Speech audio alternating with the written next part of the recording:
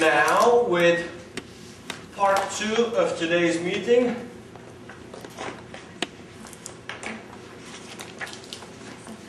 Supply. And supply simply represents the producers, we sometimes call them suppliers' willingness to supply a particular quantity at a given price. So we have here the concept of quantity supplied, and the concept is identical in logic to the concept of quantity demanded. Alright?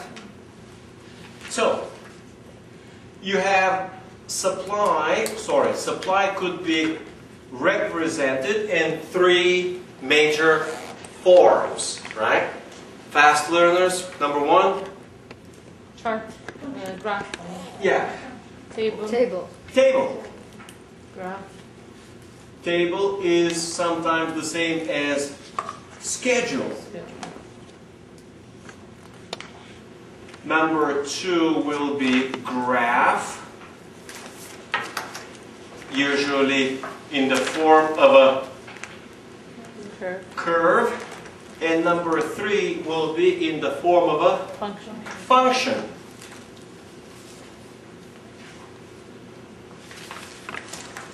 Okay? Fairly simple. Sometimes supply is just standing short for supply function. So, supply or supply function provides the relationship between the price of a product and the quantity which producers are willing to offer or supply on the market for sale at that price. Alright, that's fairly straightforward. Let's see. Quantity supplied. Then you have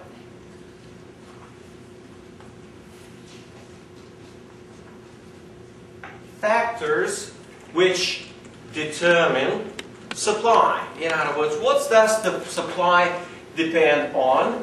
And the first one is the price. Let's clarify immediately. When the price changes, we move along.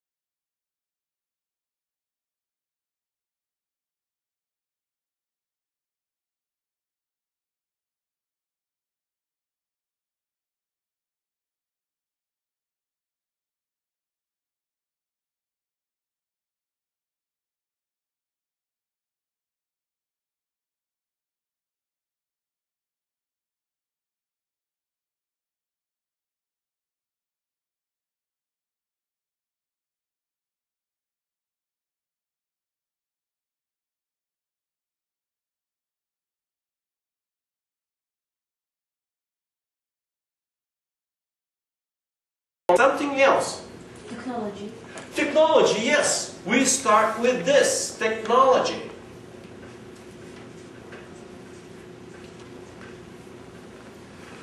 Well, what was that fancy technology which Saudi Arabia has been increasingly using over the last 2 decades in oil, when they pump deeper, and then they use horizontal oil wells. This is a fairly new technological advancement where you don't just pump down, drill down, and then try to suck the oil, but it has a horizontal leg. So it moves down, then a horizontal leg, and sucks the oil from the side. Then it moves into the second direction, into a third direction. So, horizontal oil well technology is an example of being able to produce more at the same price. Well, of course, technology itself is also costly, so it is a capital, and it requires sometimes more capital, and is subject to capital requirements rules like capital budgeting. That has net positive value, so you provide what's in corporate finance capital budgeting decisions. But otherwise, in general, technology will allow to produce more at a certain price. So you could supply more. Yes, you supply more at the same price. Seismic technology is another example. Seismic means it measures the shaking, the moving, the trembling of the earth. So based on seismic measurements, you have better ways to allocate exactly where there might be oil and where there might not be oil. So you're sitting on the one side, you're sitting on the other side, you put these sounds, they tremble a little bit, and based on the trembling, on the vibrations, you measure, oh, based on these vibrations, there probably is oil or there probably is no oil. So, due to, with the help of seismic measurements, and etc., technology, you can actually locate the oil better, exactly where it is. They say, drill here. If you drill 100 meters away, it won't flow. I'm just providing examples with oil technology. We can come up with more, but not necessary. In general, it's just a common sense concept that if your computer works 50 times faster, you take a modern day computer as opposed to a 15-year-old computer, you're going to be getting a lot more work. I mean, imagine if I was using 15-year-old computer to compress, to download and compress this video, we'll talk like 300 megabytes. 15 years ago.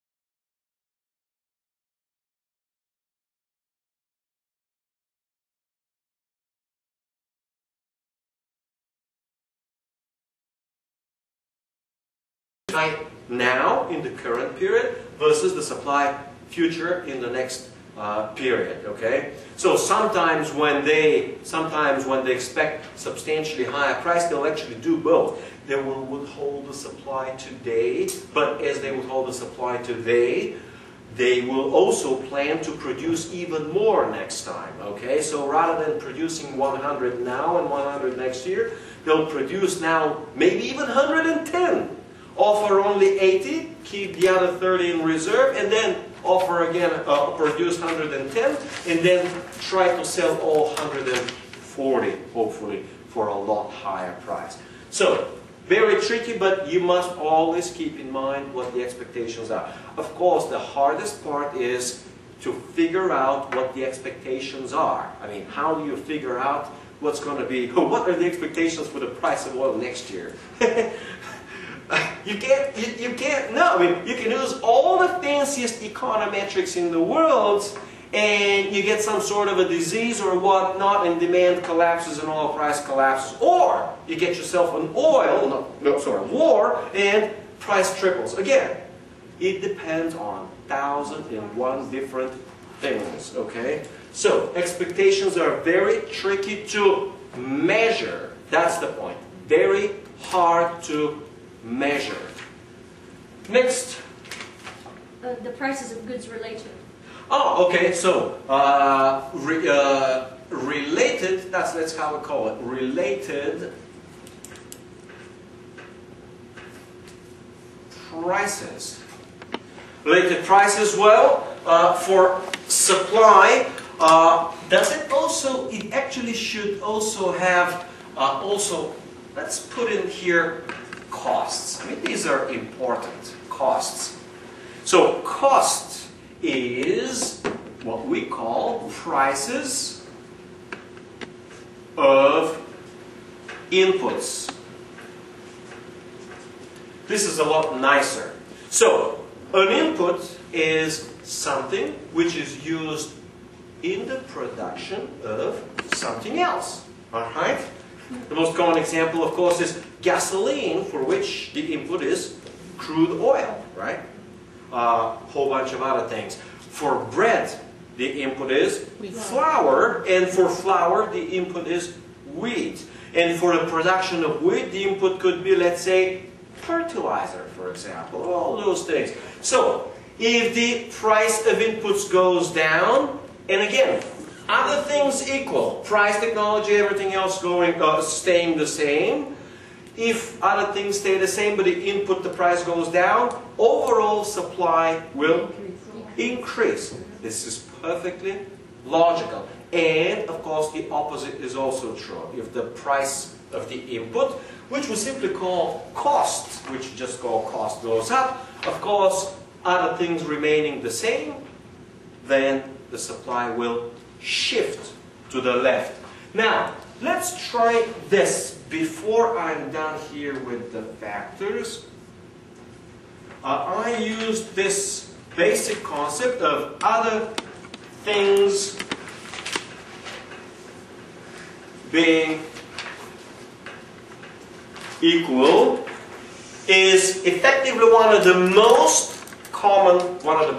common assumptions in economics.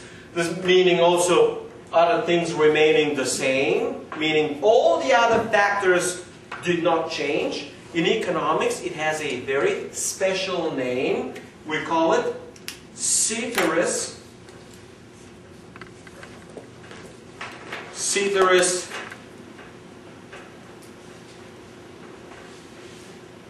paribus, which is not English, it is Latin, and is used in Latin, is directly borrowed in English. In ceteris paribus, in Latin will be ceteris paribus. Ceteris paribus simply means other things being the same, or other things remaining constant. Equal is the same as constant. Or other things remain unchanged. Alright, so costs will be an important factor, other things remaining the same. Alright? One of the classic examples that we even have today in the United States is, as prices of gasoline have not responded to increasing oil prices, what happens? Suppliers, meaning refiners, buy less crude oil and refine less of it into gasoline. So the supply of gasoline is shrinking when the price does not change too much of a gasoline, but the price of the input, meaning the price of crude oil, actually goes up. Alright? Well, one of the results is shortages. I'll get to this fairly soon. Okay, so technology, the complements, substitutes. Alright. Also, let's try now this related prices. Related prices will be, let's say, substitutes in production. What is a substitute in production? Well, a substitute in production is, you may have for tarts, sweet stuff, you have what's called sweeteners. the natural sweetener that we all humans know. Well, it's not the perfectly natural, it's just sugar, all right? The natural sweeteners for humans come from fruits, right? Fruits represent the natural sweeteners, all right? We call these monosaccharides, all right? So, sugar is disaccharides, and artificials will be polysaccharides, okay? So, sugar represents for us a natural sweetener. If we get to have a much cheaper artificial sweetener, suddenly those products which are intensive or consume a lot of sugar, you know, all of those sweets that we eat, they actually consume an awful lot of sugar. Sugar remains a major cost. If you can find a substitute for sugar, and that substitute is a lot cheaper, then it begins to make a lot of sense, possibly to substitute sugar with something else, as long as it tastes okay, similarly, okay? For example, in the United States and in Bulgaria, Coke tastes very differently. Like Pepsi tastes very different. Why? Because strong competitive pressures in the United States force companies to replace natural sugar with... Yes, they're not truly artificial. It's called corn syrup. Corn syrup is still a natural sweetener made out of corn. Alright? So, it's a whole lot cheaper and doesn't taste as good. But, you know, change it for a while, and 3-6 months down the road, American consumers forget the taste of original, real Coca-Cola. Alright? So that's an example of it. Okay? Let's see what else. Do we have more factors, or we're done with factors? Yeah, the capacity of the production. Oh, production, yes, of course. This is one of the most important concepts. Okay, let's say, let's do this. Production capacity. Production capacity, of course, for oil is remarkably limited. Here's the trick. There may be thousands of, or hundreds of thousands of barrels of oil, but Saudi Arabia can barely produce 9 million, and that's it. And even if it wants, it can't just increase it to 11. That's because the capacity itself is limited, all right? There is plenty of oil, but it can't just produce double, if you wish, or triple, if you wish. Why? Well, it takes an awful lot of things. You gotta have to have the oil, the oil well, right? You gotta have it on top and everything else. But then there's some other problem, like pressure. Oil, sometimes, well, most of the times in Saudi Arabia flows out of its oil on its own. It has its own pressure. Well, if pressure is limited, it can push up so much oil, okay? So if pressure is low, you can have 10 wells, but it's still going to flow slow. Oh, but now you gotta have water flooding technology. Oops, that's number 2. You introduce the technology. You inject water on each side or on different sides, and water comes from underneath and starts pushing the oil up. Alright? Because water is heavy and oil is light. So start pushing it up, and if you put pressure through the water, it will increase that. But then you get other problems like water flooding. Once the water breaks through the oil and goes straight to the well, all that you produce is water. Alright?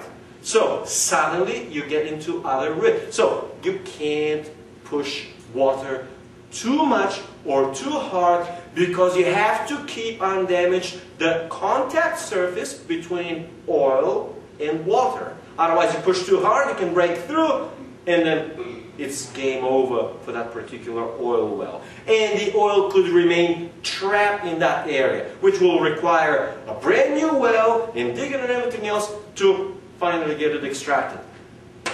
Back to production capacity. So, production capacity in oftentimes limits. Well, think of just producing cars. You got so much capacity, you got an assembly line, you can produce maybe 500 cars a day. Well, you can work 2 shifts, you can work 3 shifts, you can increase it to 1,500 cars, and that's it. You can't just increase to 60. Shockingly simple. Question? It's not a question, it's a comment. There is the Nintendo Wii, the game, Nintendo Wii. Yeah, Nintendo, okay. Yeah. There is so much demand for it, and the supply is not enough, so they are pulling their ads from the TV because it doesn't make sense, you know, like... Yeah, why out of the spend market. more? Yes, simply because Nintendo does not have, your point I guess is, does not have the production capacity to produce more. Yeah. Okay, yes, that's oftentimes true. A lot of times this is a sales or marketing trick where they originally limit artificially the quantity supplied for the early periods so that they can drive the price higher and profit a lot more, and as demand goes up and consumers heat up because, oh, you can't get it, you gotta get it, you gotta get it now, you gotta buy it whenever you see it. You know, once you psych up the consumers, then they begin to flood as much as they can the market and essentially sell thousands, more like millions of them, and the consumers in a couple of weeks don't figure out that the market was actually flooded. But these techniques you'll study not in this course, but in marketing. These are tricks to trick the consumer. That's what MBA is all about. You got to trick the consumer every time you can. So, capacity. The concept of capacity is the most fundamental concept behind the bigger concept which currently concerns the whole humanity, the concept of peak oil. Peak oil is one of the most misunderstood concepts, usually because Western media like to misrepresent it to consumers and to everybody, and therefore everyone gets the wrong message. Peak oil simply says not that we are running out of oil. There is plenty of it. It simply says that for 24 hours, the whole human civilization can produce 85, and that's it. You can try some more, but you can't. You can't increase. And this is about what is called the rate of production. The rate of production. And rate of production, of course, in physics and mechanics, and of course in economics, we have a special word for it. It's called flow. In other words, the real problem is not that the oil is not there. The real problem is that we have so many oil wells and they can pump so much. And we can't just add some more. And the problem is we are actually adding a lot more. That's true. We can add 10, 15% more during the year. But you also have a lot of oil wells for which you have a natural decline. I mean, an oil well, you start pumping. Within 2, 3, 4 years, you maximize the total quantity, meaning the flow that you can pump. And then slowly but gradually, it falls off. In other words, you ramp up production, and then it slowly falls off. And you may get some oil fields that they can be slowly slowing off for, the ramp up could be 20, 30 years if it's a big oil field, or the slow down could be 30 to 40 years, right? An example of oil field which has been ramping up for many years and now is beginning to peak and slow now is, how do we call it? What's the biggest oil field in Saudi Arabia? Gawar. All right. Gawar. All right. G-H. How do you pronounce it? Gawar. Okay, there you have it. So as an example, Gawar is right about now peaking. Well, actually, you have the northern, the southern, the northern. One of them already peaked. The other one is still ramping up. Overall, it's holding constant, etc. So it is about the flow. And back to it is about the capacity to produce. Not that it's not there. It actually means that as the rate slows down, rather than at current production rates running out in 40 years will run out in 100 or 150 years or 200 years. All right? Well, of course, they're never going to be true running out, because once we observe that you begin, to deplete substantially, everyone who has it will be producing less and less and less of it to conserve more and more. All right? Fairly clear? All right. What's next about production? Substitutes in production, okay. Complements in production, that's fairly standard, okay. Determinants of supply. Okay, let's try to clarify this, which is sometimes confusing. When I say factors of supply or factors of demand, the textbook says determinants. It is the same thing.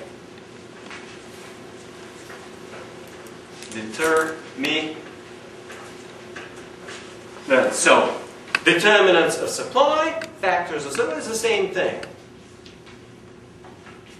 It simply is a variable which will change the supply or the quantity supplied. Supply schedule, supply curve.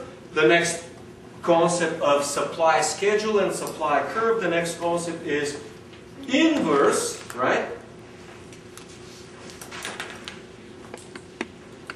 Inverse, how do we call it? Supply function.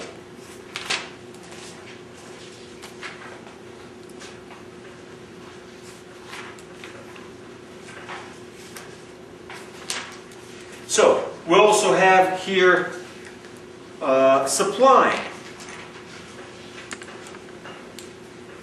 function. Supply function will be, what will be supply function? Wasn't it quantity supplied? As a function of price. Well, here is going to be price as a function, but of course it's a different function, so I'm just changing F to G of Q. Quantity. Okay. So price is a function of quantity. Fairly straightforward. It applies the same identical logic. All right. Absolutely using the same logic. That's my mistake. That's my mistake. Supply curves are always upward sloping. All right. Supply curves are always upward sloping. In other words, when the price increases, suppliers are always willing to offer higher quantity at the same price. In other words, quantity supplied increases with price. So, we say this, the law of supply.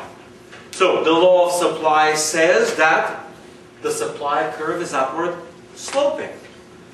Okay, a different way of saying it is that as the price increases, suppliers are willing to offer more on the market. Alright?